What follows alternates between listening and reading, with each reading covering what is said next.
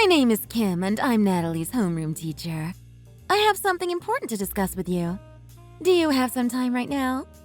How did you get my contact info? I have your phone number listed as Natalie's emergency contact, so that is how I managed to message you here. Then wouldn't it be better to directly call me on the phone instead? No. I believe it would be better to discuss it here through messages instead of calling you on the school phone. It is slightly more on the personal side. I cannot contact you via phone because it is only reserved for emergency situations. Huh? Then this is also not a good idea either. You shouldn't be contacting me here. No, it's okay. It's outside of school, so it's fine to talk with you. I'm still not exactly sure why you think it's suitable to be messaging me privately like this. Your argument doesn't quite work in your favor. It's okay, don't worry about it. Earlier, I spoke to Natalie and something caught my attention. Did something happen to her on her first day of school? Well, it seems like Natalie doesn't have a father. Is that correct? I would like to discuss that with you in more detail here. Why? That's personal information. I'm not obligated to share it.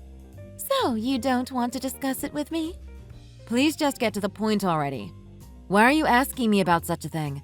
Is there a problem with Natalie's father not being present? Well, if there isn't a father around, then that means you are a single mother. Correct? Yes, that is correct. I'm very sorry to say this, but our school doesn't quite accept students who are raised in single mother families. Excuse me? We are concerned about whether or not single mothers are able to provide for the student, especially in regards to the tuition. And it's uncertain if single mothers are able to properly support their children with their education. Our school is very well known. We are proud to serve upstanding families in our community. The tuition is also known to be quite expensive. I believe the tuition may be out of the budget of single mothers. I'm absolutely speechless. Is this what a teacher should be saying? You're basically telling me to get out of this school, right? Just because I'm a single mother? You found my phone number just to tell me this? Please stop. I'm simply trying to explain the reality of things. If this was a problem solved simply by discussing, it would be nice, but the reality is different. It would be quite troublesome for us if you were unable to pay the tuition. I see. Then according to your logic, there is not a single student being raised by a single mother in your entire school? I'm not sure about that. This is my first time being a homeroom teacher, after all. What? Are you serious? Then you're saying you just graduated from school and got your teaching license? Yes. Is there a problem? Wow. I'm really speechless then. You've really got your priorities backwards. You've barely been a teacher for a year and you're going on and on about all this stuff. You really need to reevaluate yourself. What do I need to reevaluate about, though? Isn't it obvious? You clearly look down upon single mothers. What are you talking about? I'm not looking down on anyone. As I said, I am simply trying to explain the reality of things to you. Our school would be difficult for single mothers to handle. You're basically looking down on single mothers, though. How is that not clear to you? Your attitude and words are clear as day. No, I'm really not trying to look down on you. I was raised by a single mother myself. I find that incredibly hard to believe. It's true. When I was little, we weren't able to afford the schools I wanted to go to. I spent the majority of my childhood and adolescence being poor. I completely understand the struggles of single mothers. They really don't have any luxuries or extra time to themselves. But one day, my mother finally got remarried. Since then, my life changed. Okay, I see. Because I was able to finally have a father figure in my life, I was able to enjoy life to the fullest. That's why I'm talking to you about this. It's because of my own experiences that I wanted to give you a warning in advance. I understand what you're saying. Your name is Kim, right? Let me think about it for a bit and I'll get back to you. Thank you for understanding. Principal Johnson, may I have a word with you? You don't have to call me Principal Johnson. No need to be so formal. Anyways, what can I do for you? I want to talk to you about one of your teachers, Kim. Ah, yes, the new hire, right? What's going on? Were you the one who decided to hire her? Yes, that is correct. Did something happen between you two? Yes. She just told me that my daughter should drop out of school right now. What? Why would she say something like that? She said it's because I'm a single mother. Apparently, in her world, single mothers can't properly provide for their children. She said I won't be able to pay for the tuition. No matter how you look at it, there's no way this woman should be a teacher. I've never met someone as rude and arrogant as this woman. I'm so sorry. This is my fault. I overlooked this aspect of her and should have been more careful. No, it's fine. I'm not necessarily here to blame you or anything. I understand you interview a lot of candidates. Mistakes happen. Anyways, I'd like for you to fire her immediately. You can do that, right? Fire her. Yes, I understand. Could I just ask you one thing? Did she tell you all of this in person? No, she messaged me privately. She must have found my number listed as Natalie's emergency contact. That is absolutely against school rules.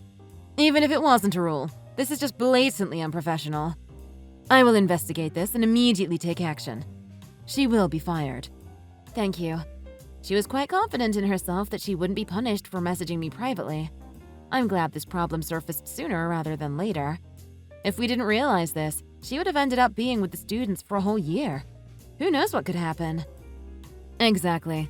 I completely agree with you. I'm very sorry about all of this. I will take responsibility. Like I said, it's not your fault. Don't blame yourself.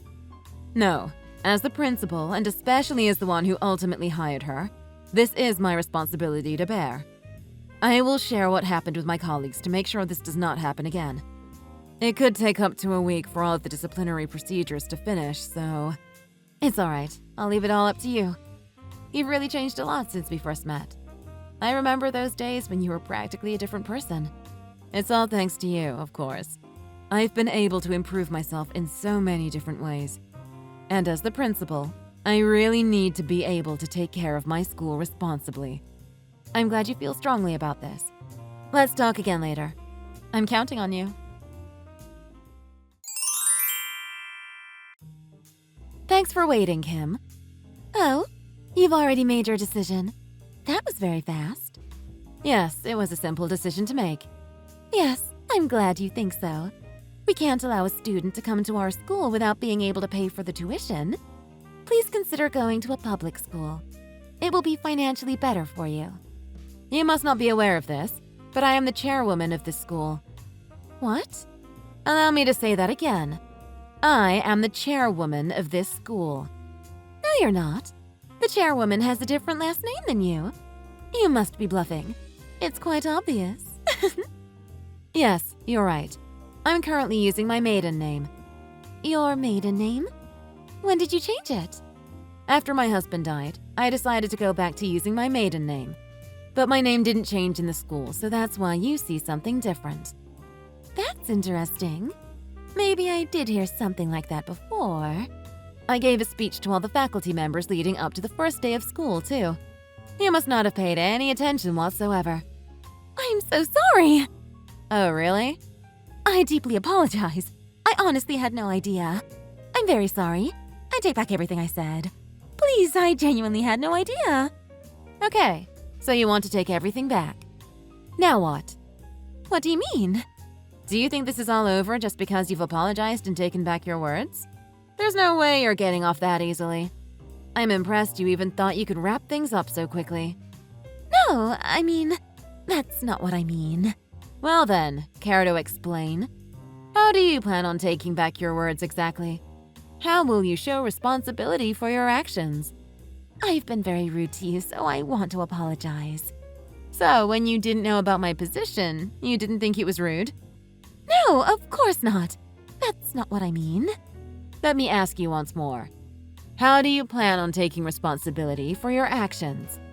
I really believe that what I said was deeply inappropriate and unprofessional. Do you believe they are inappropriate only to me or in general? They're inappropriate to everyone in general. I shouldn't have said something like that. So why would you say something like that in the first place? It's because I recently had a similar situation with a widow. That's why I felt like it was necessary for me to mention such a thing. Just because someone was widowed doesn't mean it gives you the right to make such comments. You really don't understand anything at all. You're fired. What? I'm fired? Yes. Don't make me repeat myself. Why are you so surprised? I thought the result would be pretty obvious. But getting fired over something like this is… Why are you firing me? Is it because I said something rude? No, it's because you used a student's emergency contact for personal reasons. This is a huge breach of school conduct. We cannot have an instructor at our school breaking such rules. I can't trust you to properly take care of and look after the children. I think you're exaggerating the severity of this issue. And also, you have no authority to go after parents who may have financial troubles. That is not your department.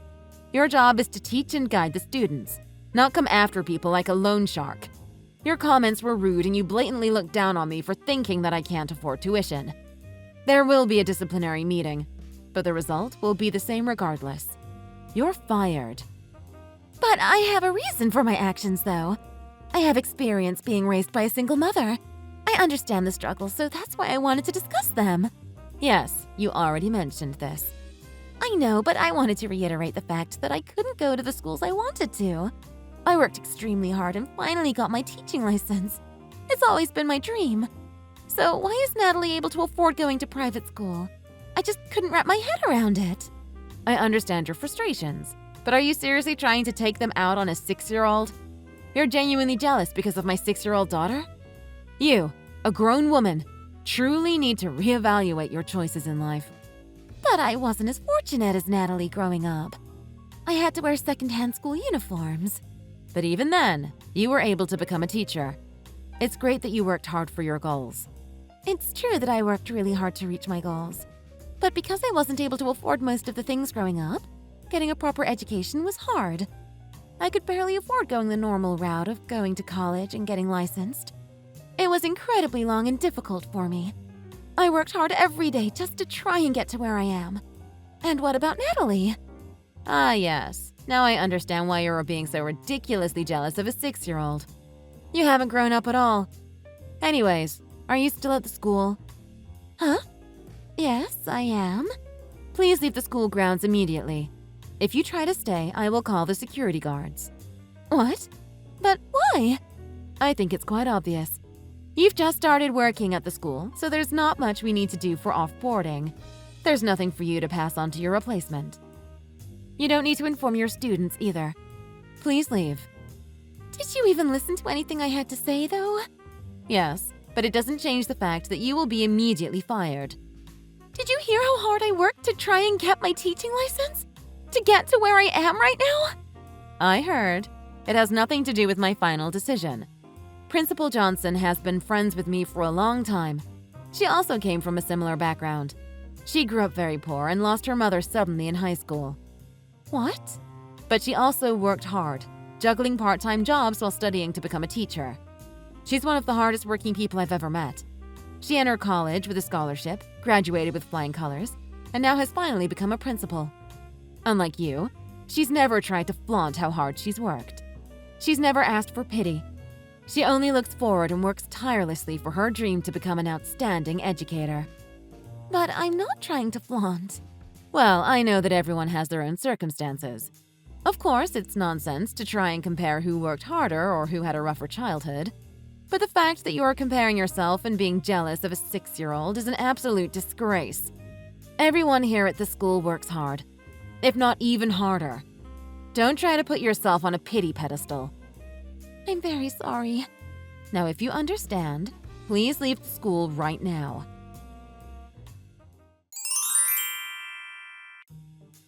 Hello, Mrs. Vasquez.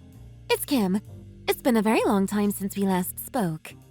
Are you still using students' emergency contacts to reach out to parents? I'm amazed by your audacity. It seems like you haven't reflected on your actions at all in the past 6 months. I'm truly sorry. But there's one thing I really wanted to discuss with you about, and there was no other way for me to reach you. Is it true that I've been blacklisted from all the schools in this area? Correct. But what do you mean? Why, though? No matter what school I apply to, I can't even get past the resume stage. Please don't tell me that you've told all the other principals in this area. Correct. But why? Is that all you have to say? Do you have any other questions? If not, then our conversation is over. Please, I'm begging you. I don't have anything else besides my teaching license. If I don't get a job as a teacher, then what else am I supposed to do in life? I can't be banned from being a teacher. What are you talking about? You're not limited from finding other jobs. There are tons of people out there with teaching licenses that end up succeeding in other industries. You have a college degree and you're still young.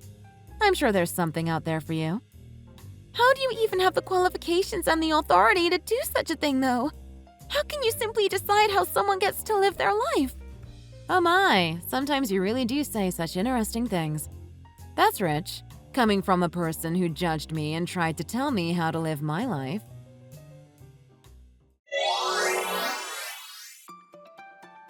After that, Kim hit a roadblock in her career as an educator. She managed to find part-time work at a school, but things quickly soured when she became jealous of her colleagues. She ended up getting fired again. In the end, she settled down in a job completely unrelated to the field of education.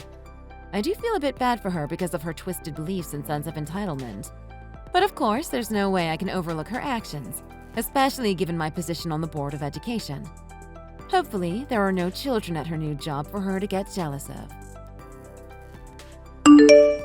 Thanks for watching! If you liked the video, please hit the like button and subscribe.